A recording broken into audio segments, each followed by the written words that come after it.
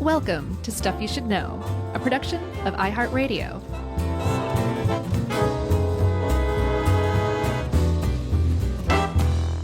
Hey, and welcome to the podcast. I'm Josh, and there's Chuck, and Jerry's here too, and we're all feeling pretty precocious today here on Stuff You Should Know.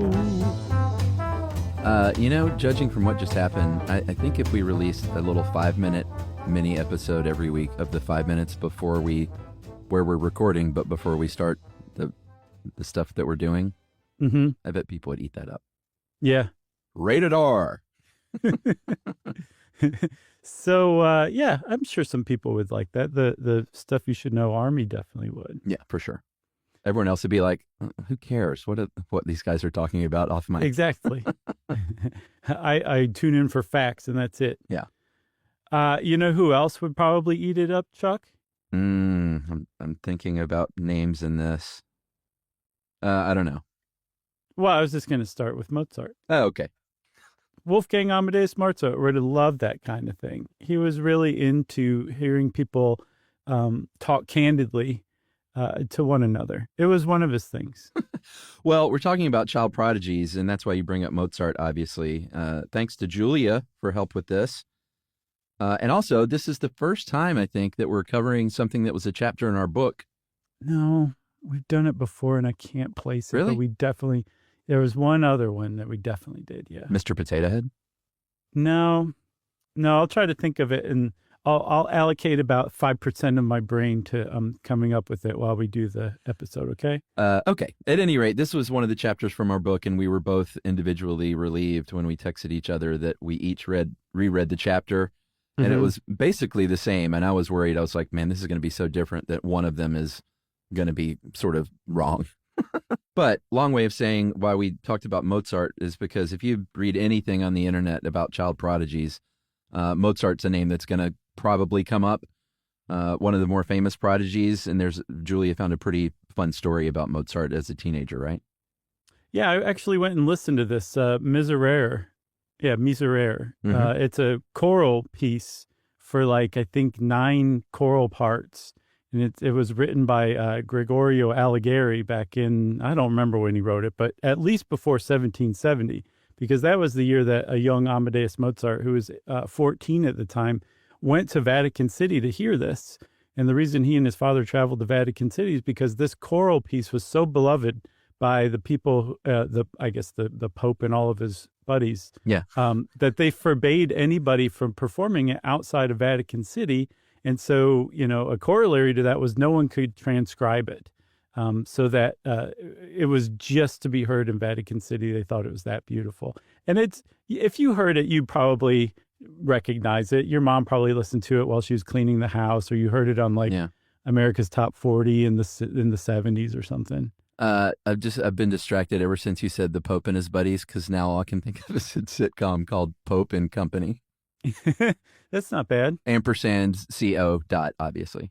Right, and the Pope has his favorite recliner that's almost like an extra character. Yeah, don't sit in it if you're not the Pope. Right. That's right. So anyway, very revered thing within Vatican City. And did you mention that no one could transcribe it? I certainly did. Wow, you were spaced distracted. out. Yeah, I was really thinking about what the opening credits of that sitcom would look like. Do you have the theme song in your head? Oh, it's clicking around up there. I'm no prodigy, so it'll take a minute. All right. But you mentioned the transcription because Mozart, as a precocious 14-year-old, couldn't fall asleep apparently the night after the performance. So he woke up from his slumber and transcribed it, even though he wasn't supposed to, from memory as a 14-year-old, went back, heard it a couple of days later, and was like, oh, I made a couple of mistakes from memory. He realized this and went back and fixed them. He had hid it in his hat because, he wasn't allowed to have this transcribed. But just kind of a fun story of Mozart's precociousness. Yeah, and so he was age 14, so technically by this time he was a former prodigy. Oh, was that the cutoff? No, 10 is the cutoff. Oh. You have to have achieved this by 10 to be considered a prodigy. But the reason I said generally is because if you go by the strictest definition of prodigy, there are only a handful of the ones we talk about in this episode, or we'll talk about, actually qualify as prodigies. And technically, Mozart, you could make a case, if he was a prodigy, he was kind of a poor example of a prodigy because he went on to do great things as an adult, which is also something that's not usually characteristic of a prodigy. Yeah, and we also need to kind of spell out the difference between genius and prodigy because they're not necessarily the same thing. Well, they're not the same thing at all, but they can overlap at times, I guess, is the better way to say it. But yeah, and I think Mozart would be an example of that. Yeah, for sure. But genius usually is a high IQ or a high Q score of 140.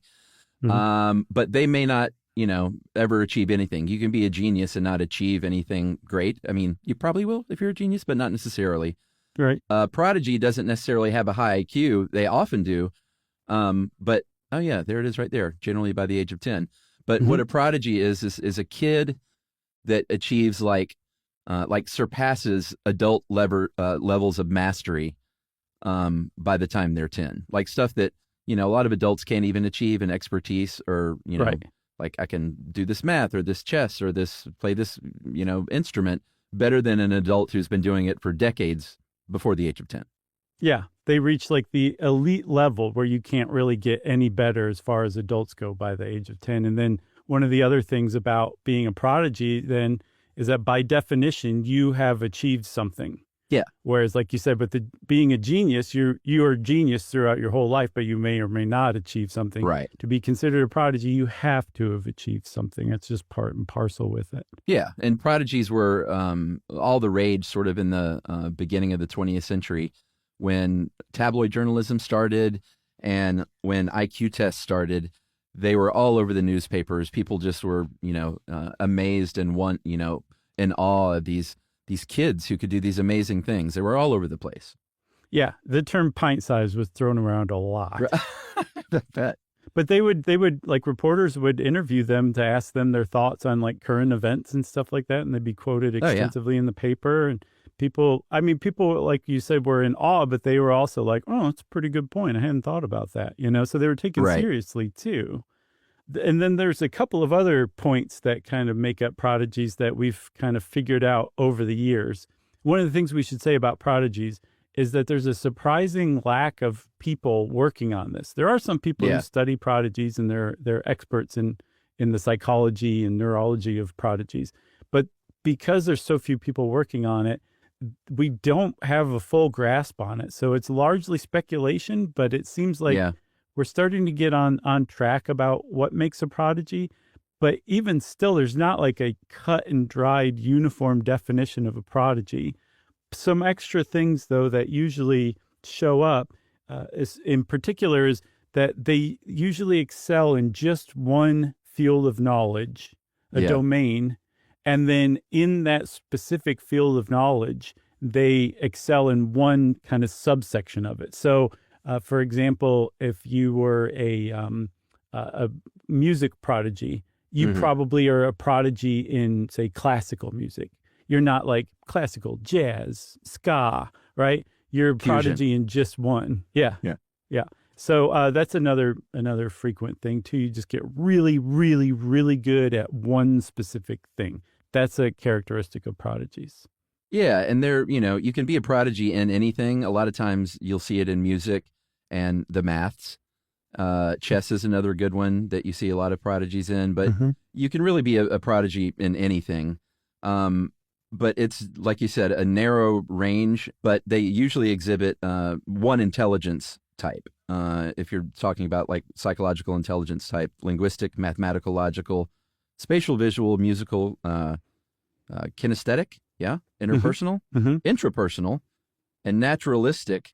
And, it's a rare that a prodigy excels in more than one of these. Yeah, and that's multiple intelligences theory that Gardner, I can't remember Gardner's first name, put out in the early 90s. And it basically overturned the idea of general intelligence, which up to that point, that's what everybody thought people had. And Gardner was like, no, actually, I think it's like carved into different areas and people can kind of take from each of those. Then that makes up your intelligence, not just a big general encyclopedia version of it. Yeah. But it seems to be pretty well accepted these days. But like you said, most of the time they'll excel in just one of those. Again, you're probably not a linguistic prodigy and a intrapersonal prodigy where you are really good at examining yourself. Yeah, and how you get to be a prodigy is, pretty complex, and we'll see later. It's probably a combination of a bunch of different things. Mm-hmm. It's definitely a combination of nature and nurture, and they've done some studying, and we'll get to some studies later on about the genetics and the biology of it all, and like brain function. But there is a psychologist who was also in our book, Ellen Winter, Mm-hmm. and she's one of the people. If you look up prodigies, she's one of the few experts you talked about. Right. That knows a lot about this stuff. But she believes in both nature and nurture, but she very much is like, there's got to be a genetic component. And she has a quote: "If a child suddenly at age 3 goes to the piano and picks out a tune and does it beautifully, this has to be because that child has a different brain." And I totally agree. Like, there's something you're born with. If you've ever seen the videos of Tiger Woods when he's like 2 years old with a pretty perfect golf swing, Mm-hmm. like, it's something that someone is born with. Right. There's also, Julia found a quote from an editor of Vanity Fair who mentioned Elizabeth Benson, who we'll talk about a little bit more.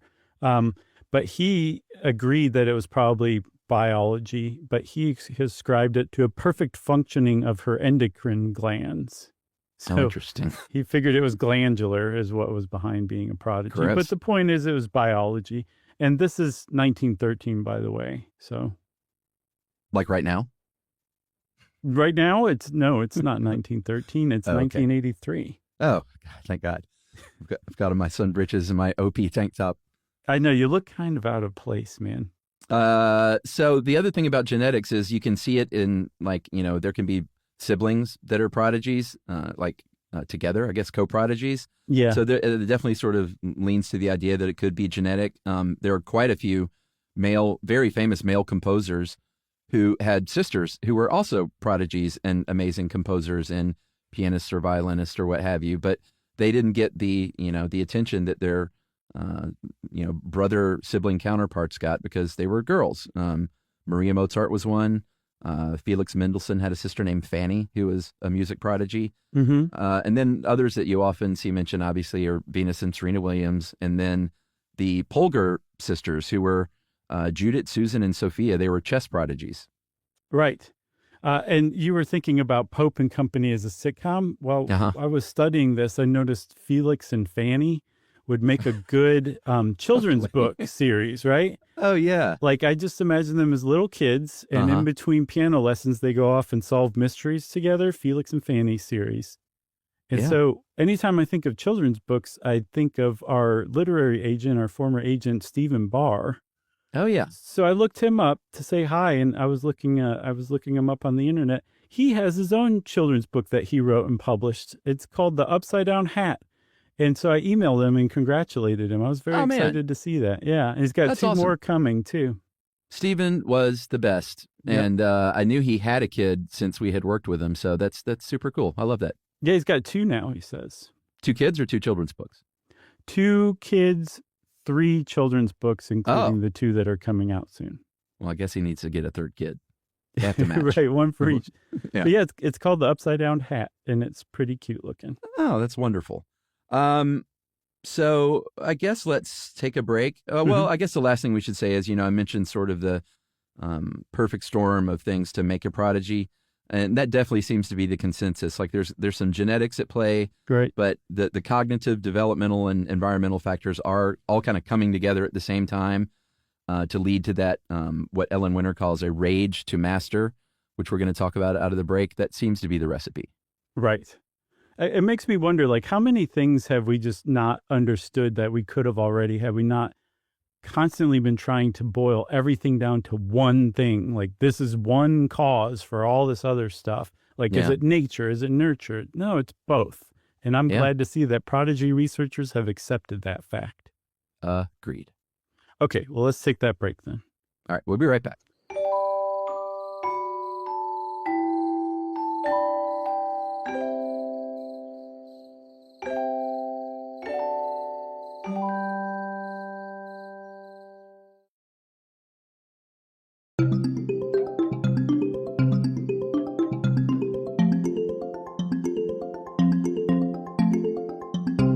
All right, so I mentioned the phrase rage to master, and that was something I believe Ellen Winter came up with. And that's kind of exactly what it sounds like, which is something that they found with prodigies. These little kids come out of the womb. Mm-hmm. They get to be like 2, maybe 3 years old. Mm-hmm. And all of a sudden, out of nowhere, they exhibit a gift.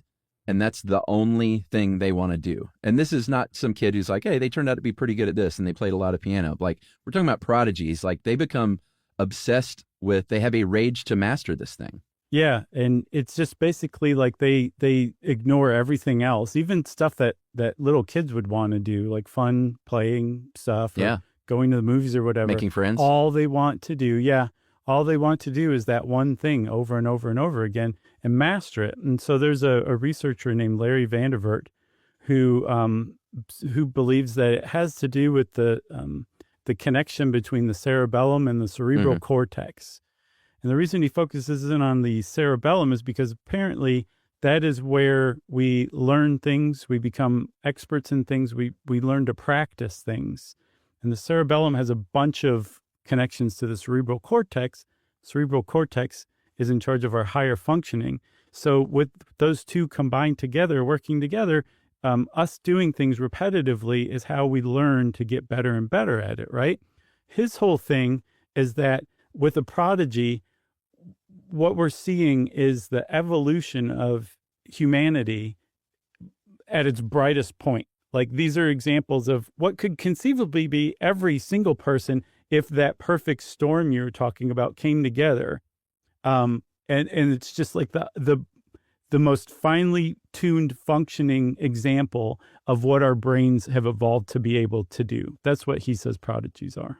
Yeah, it's pretty interesting. He theorizes that the cerebellum creates some kind of feedback loop, is what he calls it, where you have, some kind of selective affinity or a talent or an interest in something, and getting better at that. It's got to be like a dopamine reward or something. Like, right. It hits those reward centers, and there's some sort of psychological gold star that you give yourself, and that feels so good that the kid with the prodigious brain is constantly seeking that reward.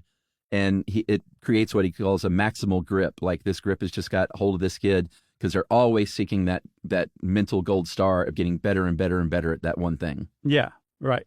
So it's almost like they have no chill. Right. It's like their brains get stuck in a natural progression or natural part of developing as a human being from childhood to adulthood, and they just go off like a rocket on that one tangent. Yeah. That was not me. No, it wasn't me either. I can do a lot of things pretty good. Yeah. A dilettante. Yeah. That's always been my thing. Like with sports, I was never like built the way you needed to be built to play like varsity sports. Mm-hmm. But I could throw a football and catch a football and punt a football, and I could play a little tennis. I can play a little golf. I can, I played, a little baseball, a little softball, a little soccer, and kick a soccer ball. Wow. I can throw a frisbee. Like, I'm well-rounded athletically, but I was never going to be on a high school team. Right. I gotcha.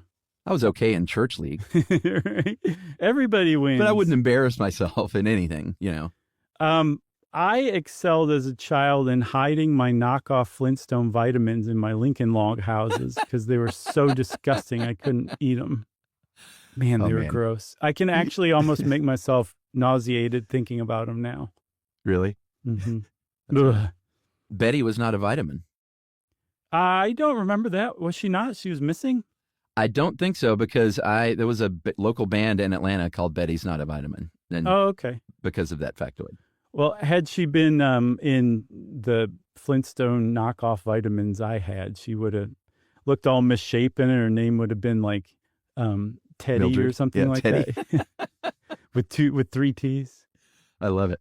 There's one other thing about Larry Vandervert's hypothesis about the cerebellum, because he said, this is a weird example of natural human development. He pointed out that part of what being a prodigy is excelling at something cultural, right? Like everything that prodigy kids do, they're not inventing anything. They're just getting good at something that already exists. Yeah, yeah. So part of his theory or hypothesis is that, you couldn't have a prodigy by definition before the advent of culture. So he theorizes that probably about 10,000 years ago is when the first prodigies started to pop up. Oh, interesting. I like thought that was Took's son or daughter? Yeah. Yeah. Maybe great grandson or daughter. Okay. Yeah, good point. That's my posit. I never remember when Took lived, so you know me. I get a little confused. He's all over the place. So another really interesting biological piece to this is memory. And working memory is something that they found. I think there was a paper in 2012 by researchers Urbach and Ruthsatz. Mm-hmm. They gathered cognitive data from 8 child prodigies, and they looked at a couple of things. They looked at their developmental history. They looked at scores on the Stanford-Binet fifth edition intelligence test and the autism spectrum quotient. Mm-hmm. And they found, there were different range of IQs, but even the ones that had high IQs weren't on the extreme end of super genius or anything. But what they did find was that every single one of them were in the 99th percentile for working memory. I saw some also scored in the 99.9th percentile. So, yeah. So there's something there. I was reading, a Scientific American article on this, and they said that if you just randomly selected 8 people and gave them this test, there's a 0 chance that they would all score in the 99th percentile. So it is quite a finding. But I think also a really important finding too is that their IQs aren't particularly eye-popping. Yeah. But, some of them were, I think, past 140, and that's the 140 is the minimum for genius. 130, I think, is where being gifted starts. At least one of them had an IQ of 100, and that is exactly average IQ. Yeah. So IQ or intelligence, or at least the way that we understand measuring intelligence with IQ, doesn't seem to have that much to do with being a prodigy. Has some, because again, 100 I think was the minimum, and they went up to genius level and passed. But it doesn't have nearly as much as you would think. Yeah, for sure. But working memory, that's really interesting to me, because that's the last, that's your active working memory, the last few things that have happened, calling those up really easily. So if you're talking, about obviously with, musicianship and chess and math and things like that, being able to really quickly recall the last few notes you played or the last few parts of this logarithm, that's going to have a big impact, obviously. For sure. There's a good example that I found of that. John von Neumann, who would go on to become a great mathematician, physicist, pioneer in computer science. He, as a child prodigy, would entertain his parents' friends at their parties by, they'd give him a phone book, and he would read over one of the pages and then hand the phone book back. And they'd ask him questions like, they'd pick a name and say, what's their phone number and address? And he'd tell them. And then they'd say, well, recite this whole page. And he would recite it verbatim just after looking at it for a little while, which is an amazing example of working memory. But that's also, he was a phone book prodigy, pure and simple. As you know, I recently had lunch with a friend of the show and pal Kevin Pollak, the actor and comedian. And sadly, you were out of town, so you couldn't go. But Pollak's his first act was not doing it, because he's a great impressionist, as we all know, not doing impressions of comedy albums. Like a lot of kids, the first thing they do is just repeat the bits from comedy records or specials. Right. He would mouth them in perfect synchronicity. Oh, wow.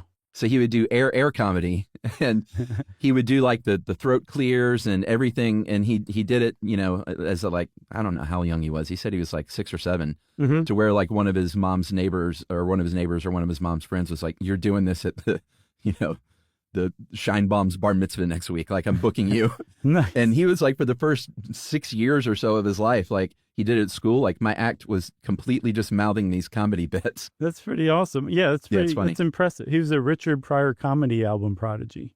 Well, he made a good point, which was he was the material killed because the material was great, because it was right. the best comics. And he went, and then I got it down so good, that part killed. And he was I couldn't fail, basically. That's pretty great, man. Yeah, fun story. Oh, yeah. So one other thing about working memory, Chuck, before we move on. one of the things that it helps with is learning things like chess or math or things that have steps to them. You're keeping the information you need to complete this step so you can move on to the next. And you're probably also thinking about what the next step is too simultaneously. Yeah. Working memory really comes in handy for that. So it makes sense that they have just amazing working memory levels.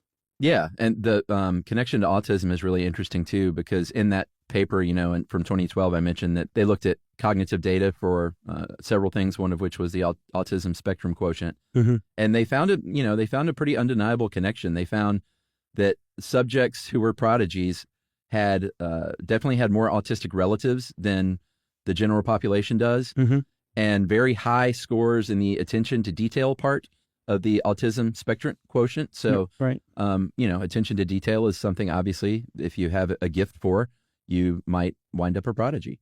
Yeah, but they didn't score high or beyond the general population in the other parts of the autism spectrum quotient. Yeah. So they don't have autism. I think that's because there's a separate group where if you have like severe autism or some other cognitive difference, you are a savant. You're not a prodigy. Right. You're a savant, even though the stuff you're doing is prodigious. You're considered separate for some reason. I don't know why, but that seems to still be the case. Yeah, that's interesting. Those same two researchers, Ruth Zotz and was it Urbach?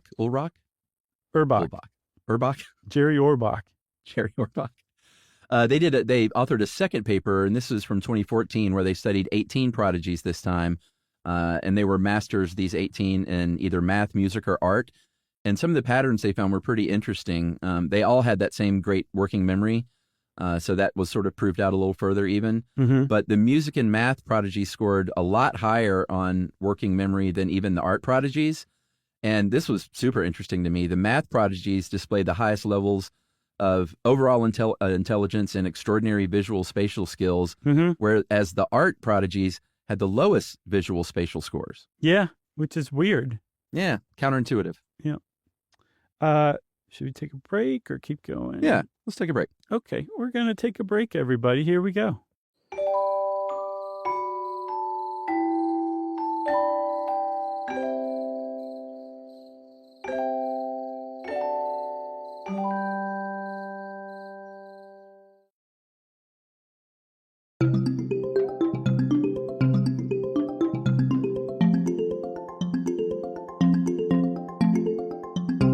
Okay, Chuck, so we've talked a couple of times about how prodigy experts agree that it does seem to be a combination of nature and nurture. I think perfect storm is a term that people use a lot. So the parents of a prodigy definitely do have a role in their development as a prodigy. And there have been parents of prodigies who have really kind of claimed that they're essentially responsible for their child's prodigy. There was, I think, William James Sidis's dad. Remember, we did a whole episode on that poor guy. Oh, yeah. What's his deal? He was one of the most amazing child prodigies of all time, just beyond gifted, just dusted other prodigies, like made them look like just lumps of unmolded clay done by a artist prodigy with terrible visual spatial skills, essentially. I love it. But he was worth his own episode. It was a good episode. But his dad Boris was taught him from a very early age, essentially from basically when he was born, and he essentially claimed responsibility. There's another very famous prodigy whose name was Winifred Sackville Stoner Jr., and her mom was Winifred Sackville Stoner Sr., and her mom claimed responsibility for her child's prodigy. We'll talk a little bit more about them, but parents do play a huge role, even if it's not quite as far as some of them boast. Yeah, I mean, if you're going to be a prodigy at golf or tennis or, piano or something like that, it requires, those things aren't cheap. I mean, certainly there are stories of people who, from a family that maybe, didn't have the kind of resources that other families might have that find a local municipal golf course where they can go and play super cheap. But those are kind of rich kid sports. Pianos cost a lot of money. So a lot of times with these, if you look at the parents and the family situation, they are very involved parents who have resources to make it happen, not only with equipment, but dedicating the time and hiring a lot of times at very expensive hourly rates, like masters in that thing to help teach that kid. Yeah, yeah. So, yeah, you can boil it down to a handful of factors that parents play a large role in. First, you have to start that with the kid has a natural ability, right? You don't teach that. That has to exist already. Yes. Then the kid has to have access to those teachers. And like you said, these aren't Joe Schmo teachers like teaching out of their house on the side for a little extra cash. These are like the best of the best teacher experts in this field. That's who the parents need to have the resources to pay. And those teachers have to come in at just the right moment. I don't think it's necessarily down to the minute, but they have to come pretty early in the kid's development so that the kid doesn't get bored because they've gone as far as they can go, or because they don't necessarily understand what would even be next. Yeah. Or, you might get lucky and have that within your own family. Like I mean, I think Wolfgang Van Halen, right? I don't know at what age he achieved his level of talent, but he had a built-in situation with his father and was the touring bassist and backup singer with Van Halen when he was like 16 years old and can play everything. Like, I mean, he's not just a guitar guy, but he plays on his records with his band Mammoth. He plays it all. He plays the drums, he plays the keyboards, he plays the bass, he plays the guitar, he does all the singing. He's like, he's a prodigy. And he had a built-in teacher as one of the greatest guitar players of all time. I thought you were joking. I didn't realize that Eddie Van Halen's son is named Wolfgang. I thought you were making a joke about Mozart. Because, well, no, I mean, that is kind of funny. Well, Mozart's father is, he was a music teacher as well. Or a musician. Yeah, and his name was Eddie Van Halen. Ironically, right? Yeah. So, yeah, if you have, like you said, a built-in family member already that's knows what they're doing and can teach you, at least early on, that helps a lot. I think also Picasso, his father was an art instructor, but I didn't know that. Picasso just excelled way beyond his father very, very early on. I think his father also kind of took that a little personally. Seems like the type. Yeah, and there are some exceptions here, like with everything. It's not like every single prodigy has had the means and the resources and the parents that threw everything at them to try and help them. And one notable exception Julia found was Blaise Pascal, the French math prodigy.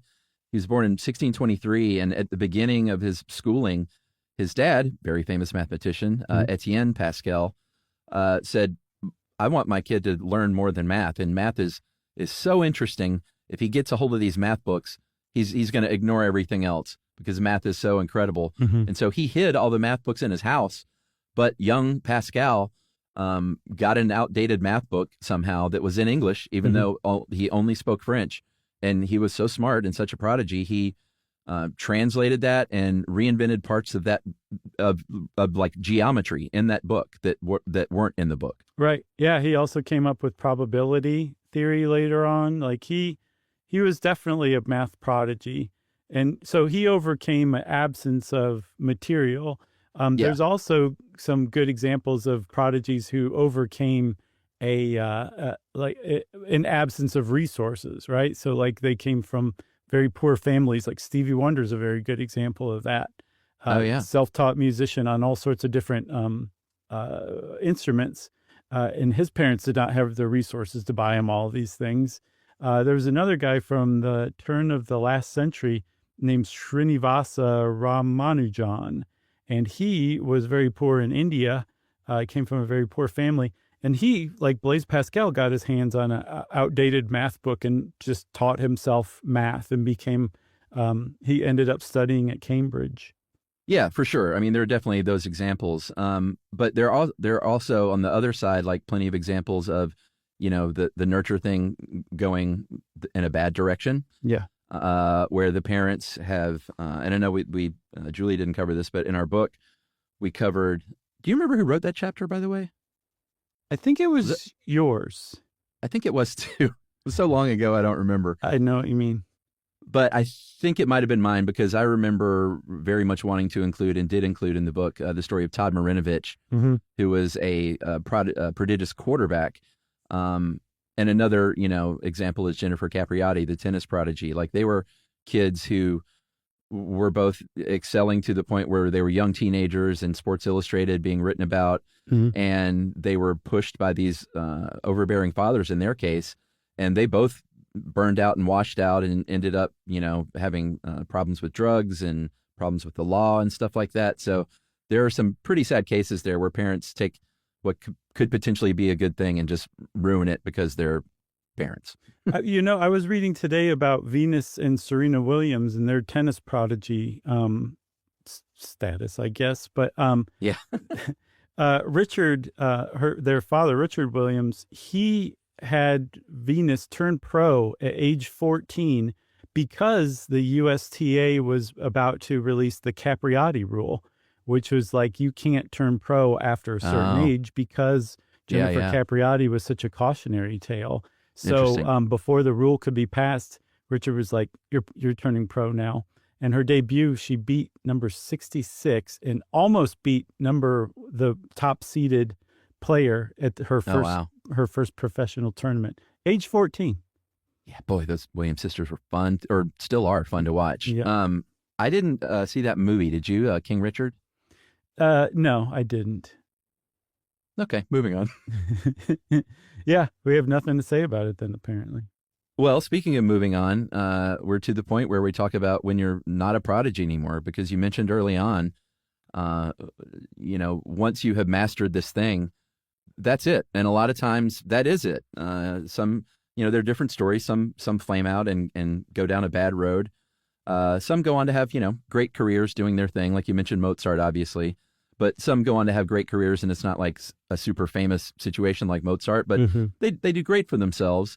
But, it's like being a child movie star. Like once you reach a certain age, that sort of appeal might be over, the adorableness of the kid that can play the piano at 10 years old. Right. And you're just an adult who can play the piano really well, and all of a sudden you're not special anymore, and that can lead to a big fall. Yeah. It can, because you're essentially, especially at the early on in the 20th century, when the papers would track you down and ask your opinion as a child prodigy, you were a child star, essentially. And that is not something that society has figured out how to handle properly.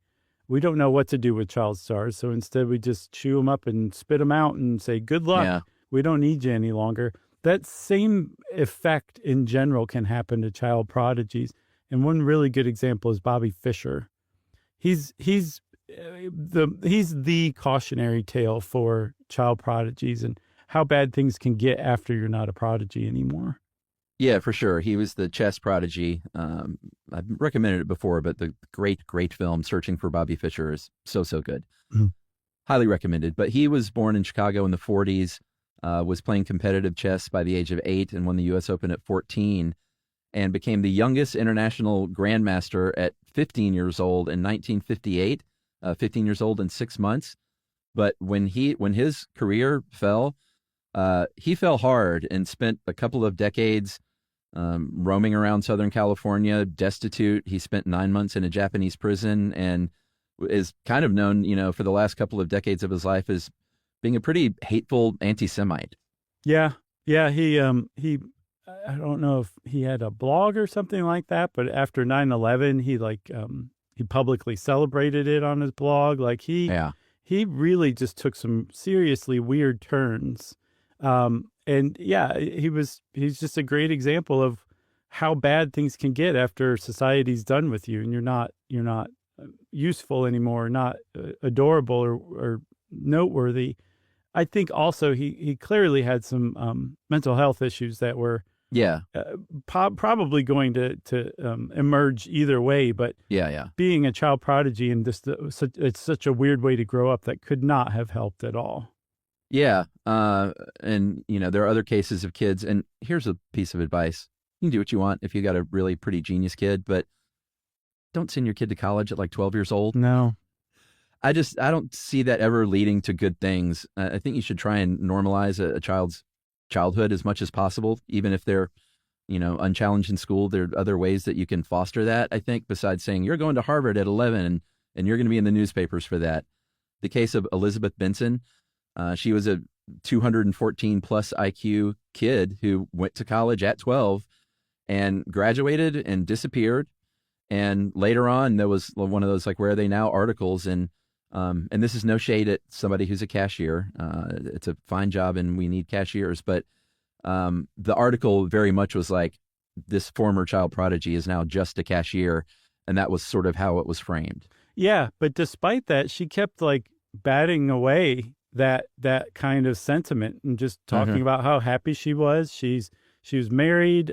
She was very happy with her very normal life, with her very normal husband. And this is a person like a 214. It has a plus next to it, which might as well be an asterisk. She scored perfectly on an IQ test.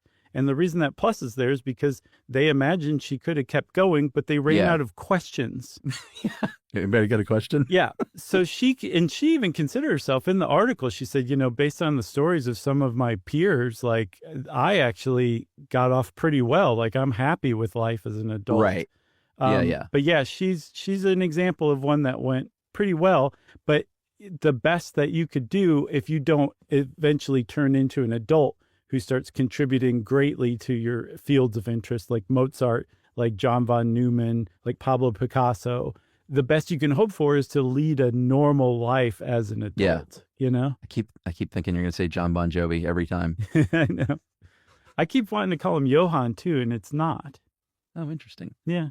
You mentioned Winifred Sackville Stoner Jr. Early on. She was a language prodigy in the early 20th century.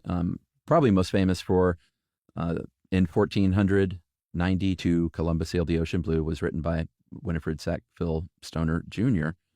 But her mom was one of those parents that really, really pushed her, apparently, and gained a lot of fame like the mother did. She wrote books about, it was sort of like Royal Tannenbaums when Ethelene Tannenbaum, talked about her prodigious family of children. And I think we mentioned the Tannenbaums in the book, of course, because I wrote that chapter, and that's one of my favorite movies. But it's so good. The mom gained a lot of attention and was on the lecture circuit and stuff like that. And the daughter was like, take my advice, dear mothers, spare your children from so-called fame, which easily turns to shame, and be happy if you have a happy, healthy, contented boy or girl. Amen to that. Yeah, it's great advice. Great advice. So if you have a child prodigy on your hands, tread carefully, consult experts. Maybe get in touch with Ellen Winter. I'm sure she'd be very happy to speak with you and tell you what not to do. And so there you go. That's our annual dose of advice for the parents of child prodigies. Yeah, and I also want to say, I bet it's not the easiest thing, though, to be fair to parents. It puts them in a tough position if your kid is obsessed with this one thing and clearly super gifted, because you don't want to squash that. So it's a tightrope you're walking there. So I get it. Yeah, for sure. Yeah, it's not a position I would necessarily want to be in, but heck no. You got some really great fodder for your annual Christmas letter that you send out with your Christmas card. Yeah, for sure. You want to make your sister in Boise feel jealous. You talk about your child prodigy and what they're doing. Yeah, I've only known one person in my life that does that, and that is in Emily's family. Her Aunt Peg sends out the annual Christmas sort of family catch-up thing, and I've always just been delighted to read it and thought it was super cool and wondered why no one in my lousy family ever cared enough to do anything like that. That's a very Sohio thing to do. Oh, is it? Okay. Yeah, for sure. I get it. Before we go on to listener mail, Chuck, I just want to point out a couple of at least one good band and album name, Rage to Master. Oh, very nice. And then I think you could make a pretty good Bon Jovi tribute band with Johann Bon Jovi. Right. Or John Bon Jovi. Yeah, there you go. John von Neumann. No one would get that except for Stuff You Should Know listeners. Yeah, that's true. What were you going to say? Because I want to hear it. You know what I was going to say. You say it. Bada bing, bada boom, Bon Jovi.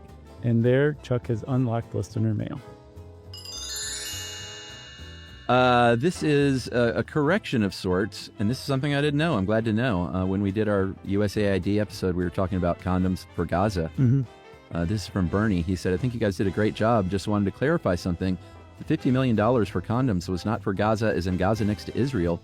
It was for Gaza province in Mozambique. Elon Musk even corrected this in one of his weird Oval Office press conferences. But as you said, the soundbite had already gone out and people did not want to hear any retraction to what they now believe. So glad you guys covered this topic. It's so important globally. As someone who's been in this line of work for my entire adult life, this episode really hit home to me. Keep up the great work. All the best. Bernie F. Chavez. Thanks a lot, Bernie. That was very gentle correction, and we appreciate those. Rather than, I can't believe you guys screwed this up this badly, which we get once in a while. But for the most part, we hear gentle corrections like Bernie. So hats off to you, and thanks for setting us straight, Bernie. If you want to be like Bernie and send us an email, you can. You can send it off to stuffpodcast@iheartradio.com. Stuff You Should Know is a production of iHeartRadio. For more podcasts from iHeartRadio, visit the iHeartRadio app, Apple Podcasts, or wherever you listen to your favorite shows.